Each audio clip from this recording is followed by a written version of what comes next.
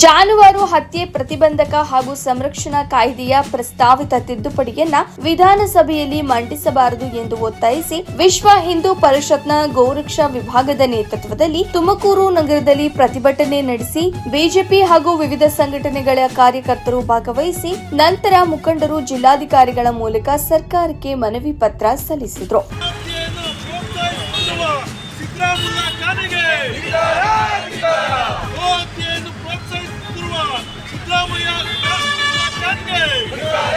ತುಮಕೂರು ನಗರದ ಜಿಜಿಎಸ್ ವೃತ್ತದಲ್ಲಿ ವಿಶ್ವ ಹಿಂದೂ ಪರಿಷತ್, ಬಜರಂಗ ದಳ, ಬಿಜೆಪಿ ಕಾರ್ಯಕರ್ತರು ಗೋಹತ್ಯೆ ತಡೆಯಲು ಹಿಂದಿನ ಬಿಜೆಪಿ ಸರ್ಕಾರ ಜಾರಿಗೆ ತಂದಿದ್ದ ಕಾನೂನನ್ನು ಸಡಿಲಗೊಳಿಸಿ ಗೋಹತ್ಯೆಗೆ ಸಹಕಾರ ಪ್ರೋತ್ಸಾಹ ನೀಡಲು ರಾಜ್ಯ ಕಾಂಗ್ರೆಸ್ ಸರ್ಕಾರ ಜಾರಿಗೆ ಮುಂದಾಗಿರುವುದನ್ನು ವಿರೋಧಿಸಿ ಜಾರಿಗೊಳಿಸಬಾರದು ಎಂದು ಒತ್ತಾಯಿಸಿ ಘೋಷಣೆಗಳನ್ನು ಕೂಗಿದ್ರು. ಪ್ರತಿಭಟನಾ ಸ್ಥಳಕ್ಕೆ ಕರೆತಂದಿದ್ದ ಗೋವುಗಳಿಗೆ ಕಾರ್ಯಕರ್ತರು ಪೂಜೆ ಸಲ್ಲಿಸಿ ನಮಸ್ಕರಿಸಿದರು.